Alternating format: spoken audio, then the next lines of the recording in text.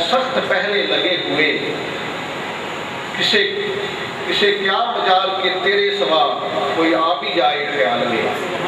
اگر تو اس قدر اسے محبیت حاصل ہے، اس قدر اسے محبت نصیب ہے، اپنے مرشد کی محبت میں اس طرح فنا ہے، تو وہ آدمی حضور کی دیدار اسی صورت میں کرتا ہے جس صورت کا وہ تصور بنیادی طور پر رکھتا ہے، اسی صورت میں ہی اسے جلوہ محبوب اور اسی صورت میں اسے جلوہ الہی نظر آتا ہے۔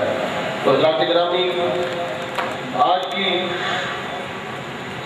اس بزم محبت میں ہم حضور شاہ نقشبند رحمۃ اللہ علیہ کی وہ ہدیہ تبریک اور خراج تقسیم پیش کرنے کے لیے حاضر ہیں۔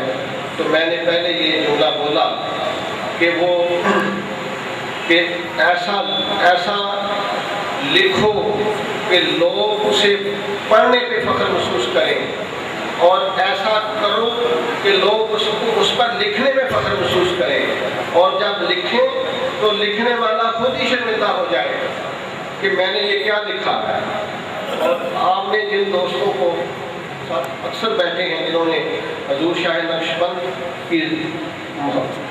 کی صحبت میں زندگی گزاری ہے، ان کو ان کی دیدار نصیب ہے، آپ کی صحبت محبت نصیب ہے، ان کو پتہ ہے کہ وہ جب کوئی بھی، میں تو کہتا ہے کوئی بندہ بھی جب اپنے محبوب کی شان میں لکھنا چاہے گا تو نہیں لکھ سکے گا، اور کوئی بولنا چاہے گا تو نہیں بول سکے گا، کیونکہ جو کچھ حقیقت ہوتی ہے وہ الفاظ میں نہیں آیا کرتی۔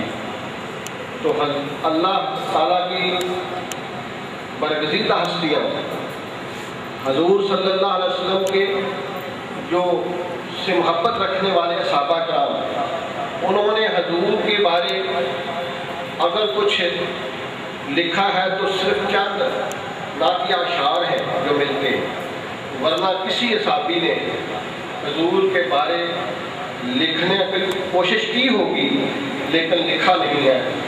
بلکہ جب حضرت اویس کرنی رضی اللہ تعالیٰ عنہ کے پاس حضرت علی المرتضیٰ اور حضرت فاروق اعظم حضور کا جبہ مبارک لے کر گئے، اور حضور کے وصال کے بعد آپ کے فرمان کے مطابق وہ جبہ مبارک حضرت علی المرتضیٰ اور حضرت فاروق اعظم رضی دونوں گئے، اور انہیں حکم تھا کہ میرے وصال کے بعد یہ میرا کرتا مبارک جو ہے میرے ایک دوست، میرے ایک عاشق کا ویسے کرنی کو دے دینا، اور یہ ساتھ یہ کہنا کہ میری امت کے لیے دعا کرے۔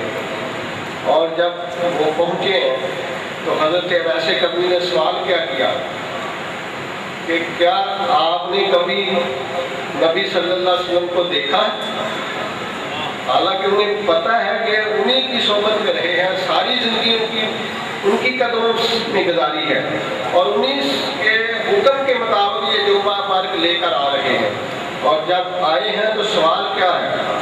ایک سوال ایسا انوکھا ہے کہ بظاہر تو عجیب سا لگتا ہے لیکن بڑی گہرائی کا حامل ہے کہ کیا آپ نے میرے محبوب کو کبھی دیکھا ہے؟ اب دیکھا ہو تو وہ کہیں دیکھا ہے۔ تو وہ ہستیاں ایسی ہوتی ہیں کہ جن کو جتنا بھی دیکھو نہیں دیکھا جا سکتا، جتنا بھی پہچانو نہیں پہچانی جا سکتی۔ بس اتنا ہے کہ حضور کی معراج اللہ کی بارگاہ میں ہوتی ہے، اور ہماری معراج اپنے مرشد کی بارگاہ میں ہوتی ہے۔ حضور کی معراج لوح و قلم تک پہنچنا ہے، اور ہماری معراج مرشد کے قدم تک پہنچنا ہے۔ یاد رہے، ولی اللہ کی معراج حضور کی دیدار میں ہے، لیکن مریدوں کی جو معراج ہے وہ مرشد کے دیدار میں ہے۔ جس طرح حضور کے علاوہ کسی کو یہ نصیب نہیں ہوا کہ وہ اللہ کا دیدار کرے، اسی طرح اولیاء اللہ کے علاوہ کسی کا یہ نصیب نہیں ہے کہ مصطفیٰ کا دیدار کرے۔ تو مصطفیٰ حضور نے اللہ کا دیدار کیا، باقی سب نے حضور کا دیدار کیا، اور حضور کے دیدار کو ہی معراج کہا گیا۔ اور مریدین جو ہوتے ہیں ان کے بھی ان کے بس میں یہ نہیں ہوتا کہ وہ اللہ اور اس کے رسول تک رسائی حاصل کر جائیں، ان کی قسمت کا ستارہ یہی چمکتا ہے جب وہ اپنے مرشد کی محبت میں فنا ہو جاتے ہیں. اور محبت مصطفیٰ، محبت مرشد ہی کو محبت مصطفیٰ کہا گیا ہے. اور میرے حضرت شاہ نقشبند رحمۃ اللہ علیہ فرمایا کرتے تھے کہ فنا شیخ ہونا ہی مریض کے ذمے ہے. باقی جو فنا فی اللہ اور فنا فی رسول اور فنا فی اللہ، یہ دونوں منزلیں اسے طے شدہ مل جاتی ہیں. اس کے لیے اتنا ہی ہے کہ وہ فنا فی شیخ ہو جائے. باقی جو دونوں منزلیں ہیں وہ مرشد نے طے کی ہوتی ہیں. گویا یہی سمجھ آتی ہے کہ تم یوں ہی فنا فی شیخ ہوگے، اسی وقت ہی فنا فی رسول بھی ہو جاؤ گے، اسی وقت ہی فنا فی اللہ بھی ہو جاؤ گے.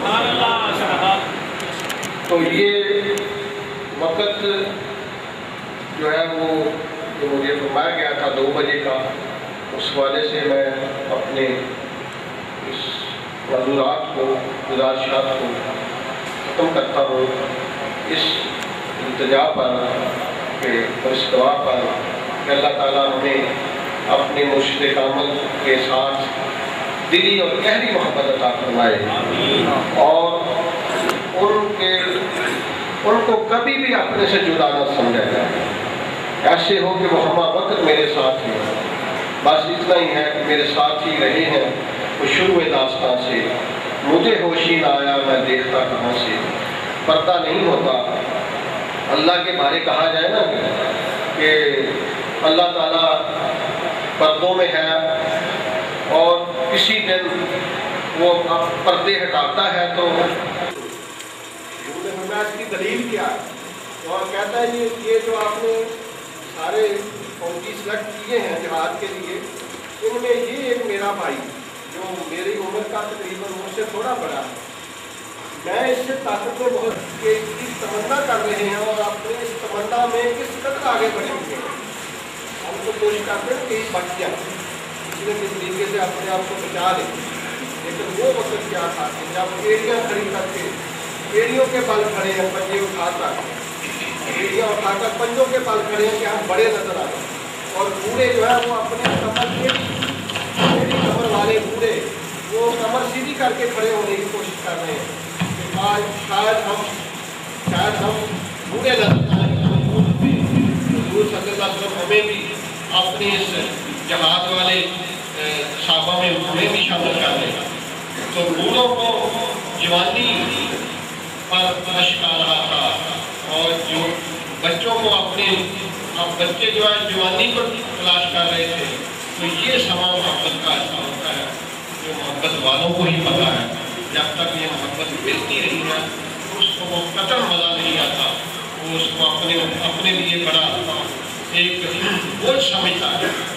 تو اس لیے میں یہ پھر اس گزارش کے ساتھ کہ اللہ ہمیں اس محبت کا صدقہ اپنے مرشد کی والہانہ دلی محبت عطا فرمائے، اور ان کی محبت میں ان کے مشن کو لے کر، ان کے پروگرام کو لے کر، ان کے اس مشن میں اپنی پوری یعنی لگن کے ساتھ ہمیں اپنی حصہ ڈالنے کی توفیق عطا فرمائے.